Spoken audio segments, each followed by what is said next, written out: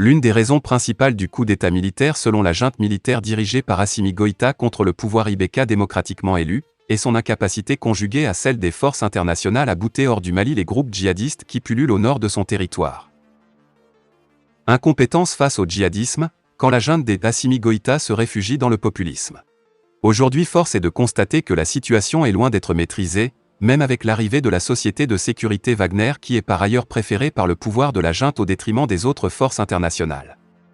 En effet, elle use subtilement de stratagèmes populistes pour justifier le coup d'État et son maintien au pouvoir. Le populisme semble avoir un impact sur la forfaiture en cours.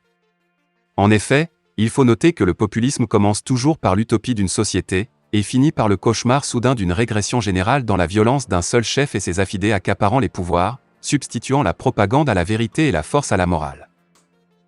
Dans le renforcement et la vulgarisation de la fibre populiste, la junte s'enorgueillit avec l'arrestation de 49 militaires ivoiriens qu'elle accuse de mercenaires à la solde de la France pour déstabiliser son pouvoir. Il faut noter qu'elle a rompu toute relation diplomatique et militaire avec la France qui était l'un des premiers pays sur le théâtre des opérations militaires lorsque les djihadistes étaient en pleine expansion et en phase de prendre la capitale Bamako.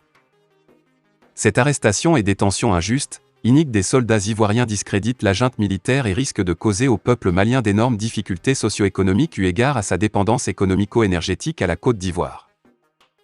Comment sortir la tête haute de cet incident diplomatique ?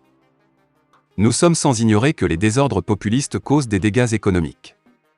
Après des déclarations erronées et désordonnées relatives à l'arrestation des soldats ivoiriens, l'heure est au regret. Comment sortir la tête haute de cet incident diplomatique ?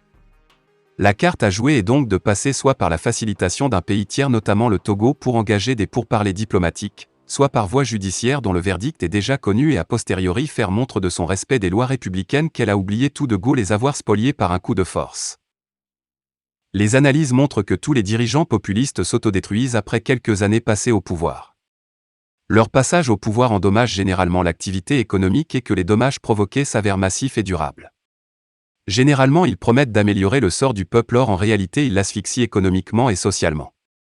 Que se passe-t-il quand les impasses et les ruptures structurelles provoquées par l'échec de la gouvernance populiste engendrent une conjoncture socio-économique capable d'exercer une forte pression sur le système ? Eh bien, ce sera inéluctablement la modification de la règle du jeu qui risque d'ailleurs de faire appel aux poudres et au feu. Et ce sera regrettable. Fin de la vidéo, merci pour votre attention.